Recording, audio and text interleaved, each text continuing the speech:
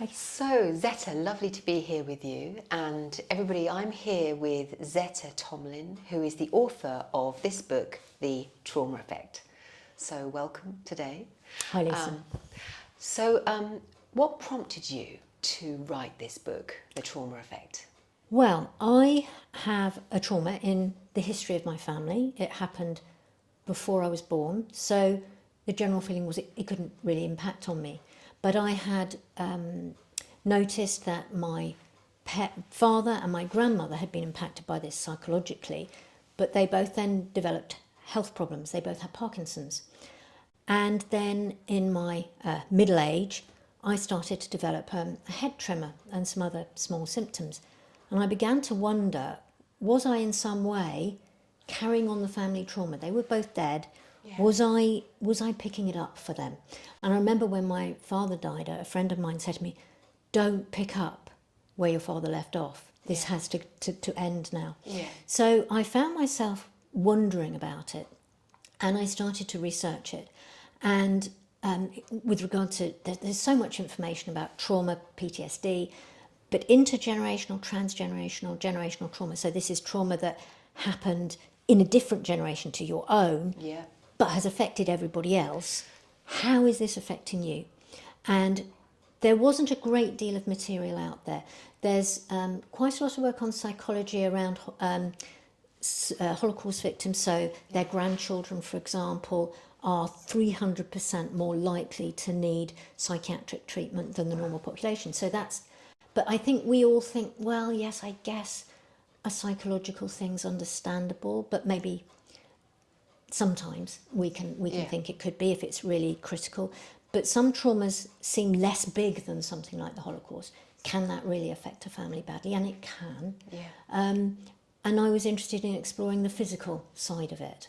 Had anyone done anything about that? So I then looked into things like epigenetics and the mind-body connection and how we can respond to that. Yeah. And how could that be affecting us?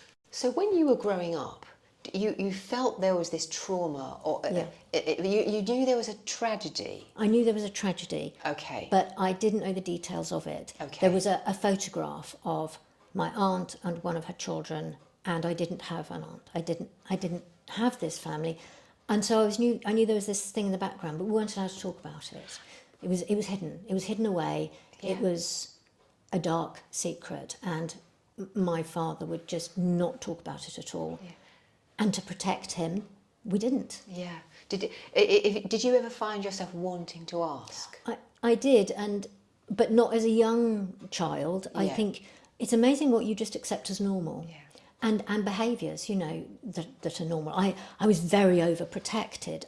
I was the surviving child. There had been 3 grandchildren who'd died before me. Yeah. I was the survivor, and I was very protected, and this was normal, and the way my family behaved was normal to me. It was only as I moved into adulthood I began to think, well, I want to know more about this. What happened? Yes. And then my father, when I was a bit older, I said, I'd like to look for the inquest reports. Can you give me the exact dates of when everyone died? He said, you must promise me never to look. And I made that pure promise under duress. I adored my father. I wanted to protect him, so I didn't want to upset him.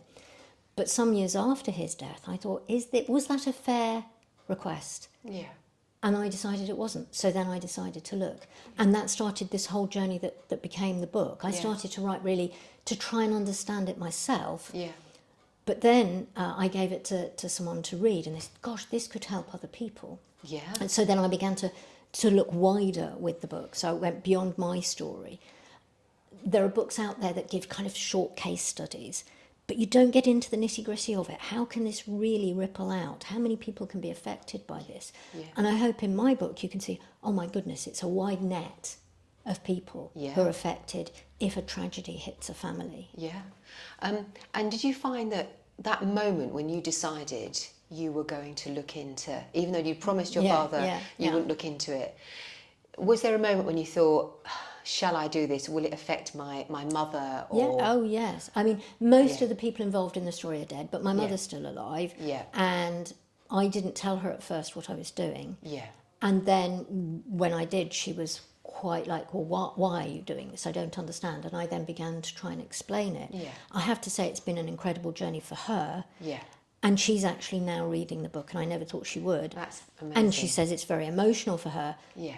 But she's saying, oh, I now realise what I could have done differently. Oh, and I yeah. well, we didn't have the knowledge 50 years ago that we've got now about psychology, but also about the mind-body connection. We kind of ignored that. We parcelled that away. Yeah.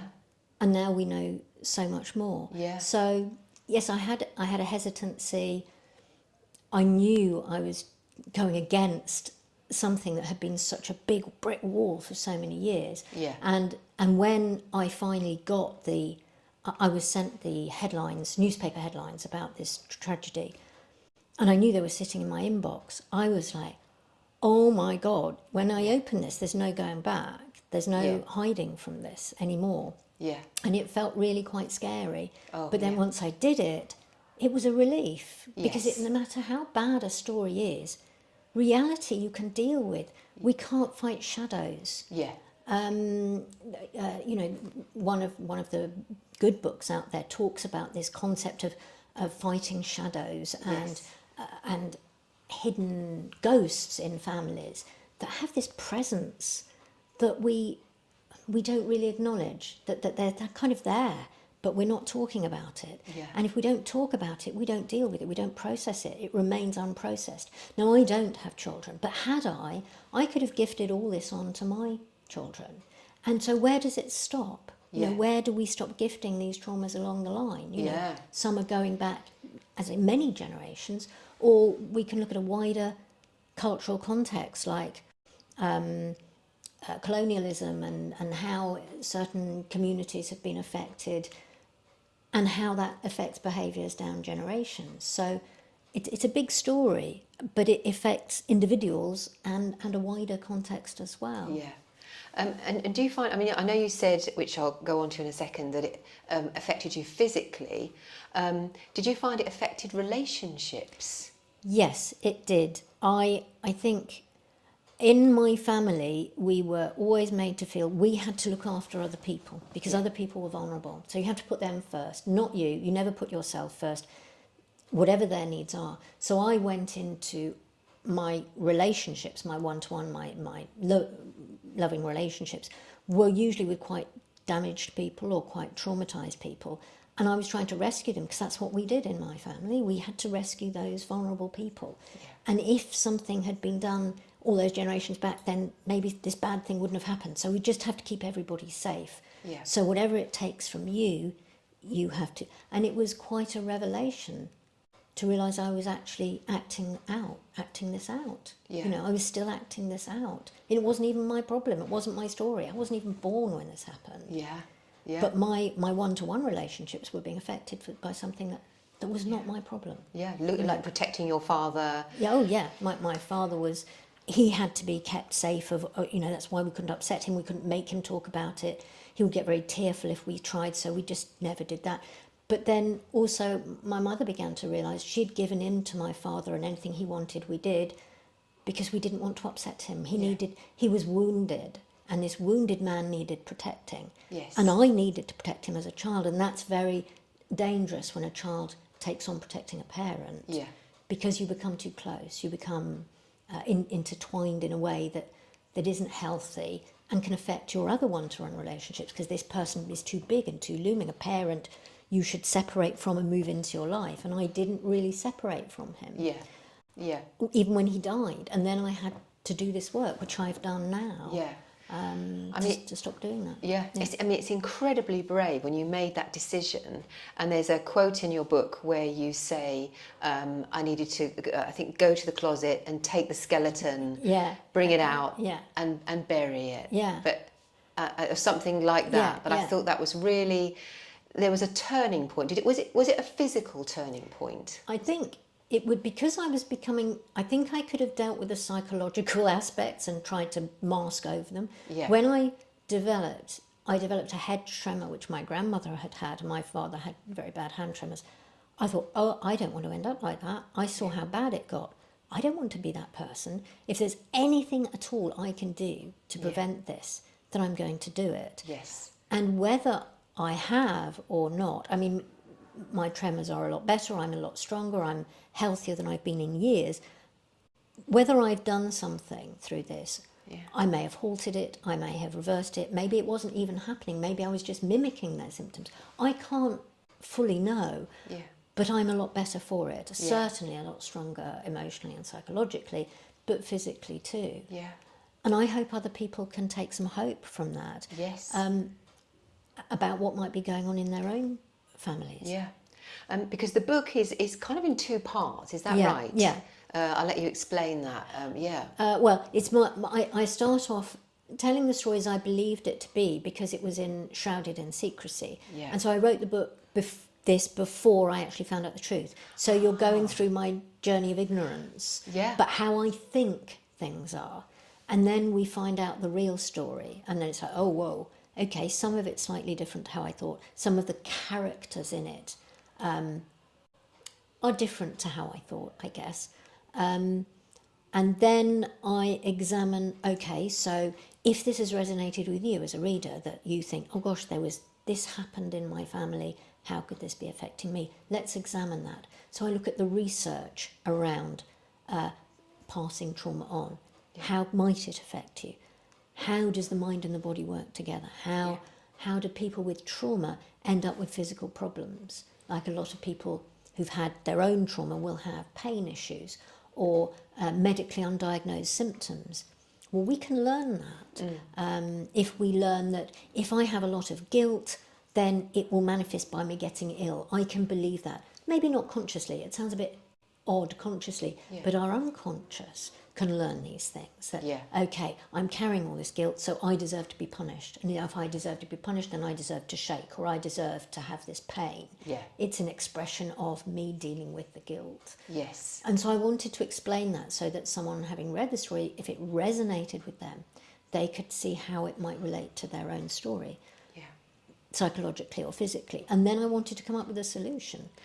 So the last, part of the book really is, what can we do about this? And so I come up with a therapeutic plan, I guess, of what you can do. And then if this has really reached you, what can you start to do for yourself? I mean, always recommend seeing a therapist, obviously, but what can I do myself to start this process? I love that. I love how you see the journey in part two of you finding giving solutions, not just for yourself, but for the readers. I think we came up with a subtitle for the book, Exploring and Resolving Inherited Trauma. So we are looking to resolve it and stop passing it on down the line. There's a very good book called Generation After Generation by a woman called Wanda Cohen, whose mother had been in a concentration camp. And she realised how much her mother's behaviours had affected her. And then she began to worry that she was passing this on to her own children, and she could begin to see herself doing that. And she then thought, oh, this has to stop. And she found her own route. And that was one of the more interesting books I read around it, of someone who'd gone through a similar process. But I think the more I've talked about this generally to people I've met, so many families have a trauma tucked away that they're not allowed to talk about. And whenever you see a news story about someone who's been murdered or raped, that's somebody's family. And they've all got to live with that. And many people bury it. They don't want to deal with it. Particularly of, say, our parents' generation. It's getting better. But still, sometimes it's easier to ignore something than go through trying to deal with it. And if you were to see your father now, what do you think he would say about your book? That was interesting, because I worried that if was I accountable to him now? Because I've not only have I told the story, his sister's on the front cover, so this is no longer tucked away. Everyone's going to know about it. And I remember when the book was finished and I'd worked with a publisher and he was about to press send on the print order. And I was thinking, oh, it's real. This is real. I'm really doing this. I'm really doing this now. It was quite scary, but I hope that if he were to read it, he'd understand, and he would be he would be understanding about it. And in fact, when I finished writing the book, I also had this really vivid dream about my grandmother. And it felt like, and I don't mean this in any woo-woo kind of way, it felt like I was being told it's okay, even if it was my own unconscious saying to me, it's okay, you did that, we're okay with that. And I think if I could explain to them how their behaviours affected me, they would be very sad about it, in the way my mother said, I didn't realise, I feel I should have realised. And I'm like, well, no, you didn't have the information, but we do now. Yes. So now let's do something. Which is love. It's very healing for your mum. Yeah. And you're obviously your father, your mother, very supportive of you. Yeah. So I can agree. I absolutely imagine that your father would say, well done. It's the truth. The truth is finally.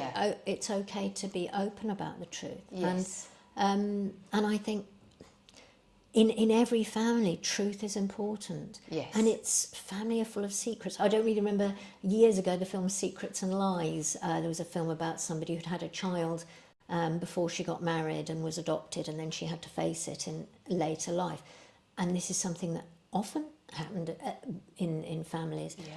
And these secrets and the lies and how they damage people, because it can't not but affect your behaviour. Yes. Your behaviour will be affected by the experience you've had. Yeah. If you haven't dealt with it. Yeah. And you will pass that on. And as you say in your book, in many different ways. Yes. Yeah. You can pass it on with a not wanting to speak, or it could be an aggression, or always joking and anger, laughing or over any particular way, or certain blame, being ready to blame people, or quickly moving into a position of shame. Yes. There are so many things we can do that we don't realise we learn. When we're a child in a family, we're like a blank canvas, and we pick up all our behaviours from the people around us. They're the only people we've got. They're our map of reality, as they say in NLP. It's our map of reality. It's gifted to us by our family. Yeah. And then we carry that on, but we gift that on. Yeah, on and on. Unless we worked with it. I mean, I love that about your book, that in part 2, it's resolution, solution. Yeah. And so you take the reader on a journey, on your journey. Yeah, and I hope to help them to start theirs. Yes. It's been interesting. A few friends of mine, I got them to read this as readers to make feedback to me. Was I in the right place before I went to the publisher? And so many people would come back to me, oh yeah, I've just realised in my family, I've just realised. And that's important, isn't it? Because it can help them with their journey through life. Because we never stop learning and changing. And I thought, I'm a therapist, I thought, I've done everything now, all sorted. Yeah. And then this came up and I thought, okay, this is the big one, isn't it? This is the one I've been hiding from, because we weren't allowed to talk about it. I became frightened of talking about it myself, and then I'm having to talk about it all the time now. Yes. And I find people are very nice about it. People are welcoming and kind and empathic, and nothing terrible happened. We said it and nothing terrible happened. And very healing. So so this book, this on the front cover, so this is your aunt. This is my aunt, and her baby Keith, who died when he was 9. Right. And I that picture was always in my grandmother's house, so I used to see it, and I thought, oh yeah, that's my aunt, but I don't have an aunt. What's that? And I find it so interesting that children don't ask these questions today. It was just, I took it as, okay, but she doesn't, oh well, never mind. Yes. And what I found interesting when I started to write was, I don't know when I was told anything about it. I knew a bit about it. Yeah. I don't even know when I was told, and it was such a big thing. I don't know why I buried it. Yes, as you say, you could have passed that on to your own child, or a nephew, niece, and behaviours in relationships. Yes, that's very, very don't say how you feel. We've got to hold it all in. Yeah. It's like, and then that creates an artificial basis for all your communications, doesn't it? Yeah. Don't tell the truth. Gosh, that's really bad, isn't it? How can we work with something that isn't the truth? Yes. Yeah. No. Well, Zetta, thank you very much for talking to us today. So, The Trauma Effect, When's it out for publication? It's out now. Yeah. I think it's printed. It's with the distributors. I think within the next couple of days, someone should be able to order Lovely. it. Anyway. Well, it's fascinating, and thank you so much for talking to us. Thank you, Lisa. Thank you. I've really enjoyed it. Thank you.